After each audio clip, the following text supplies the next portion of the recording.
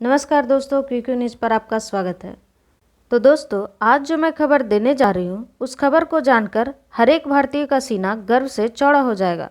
तो दोस्तों, पिछले 10 दिन पहले बायकॉट इंडिया की शुरुआत हुई थी, जिसमें भारतीय सामानों को इस्तेमाल न करने की कसम खाई गई थी और जो भारत के सामान थे या प्रोडक्ट थे उन्हें अपने सुपरमार्केट से अरब देशों ने हटाना शुरू कर दिया था, बिल्कुल बैन कर दिया था।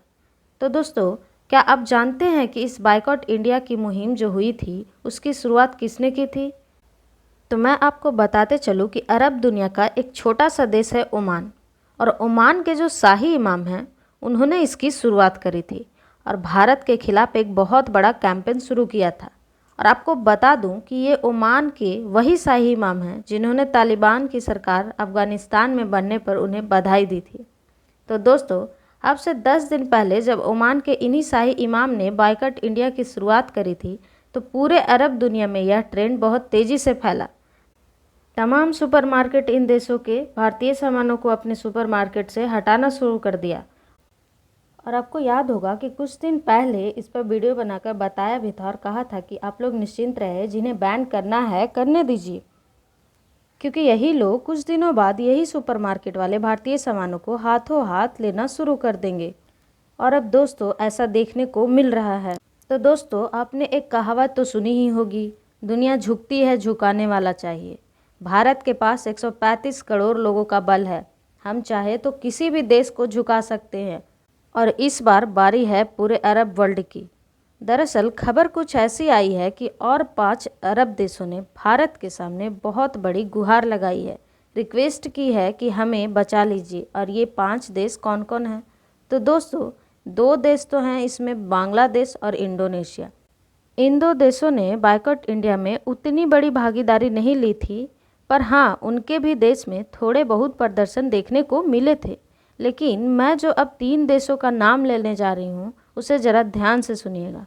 उनका नाम है ओमान, जिसने कि इस मुहिम की शुरुआत की थी।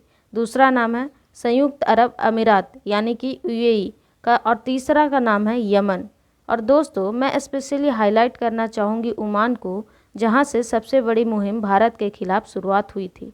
आज वही देश भारत के पास एक बहुत बड़ी रिक्वेस्ट लेकर आया है।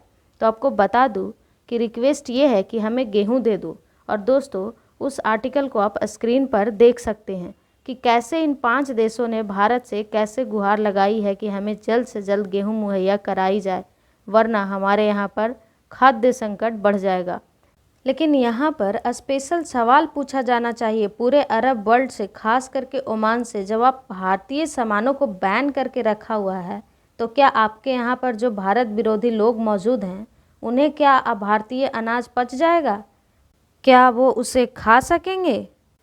और हंसी की बात तो ये है कि एक हफ्ते पहले भारत को बैन करने वाला देश, बायकॉट करने वाला देश भारत से ही रिक्वेस्ट कर रहा है कि कृपया हमें गेहूं मुहैया कराया जाए और हमारी मदद कर दो, वरना हम बहुत बड़े खाद्य संकट में पड़ जाएंगे।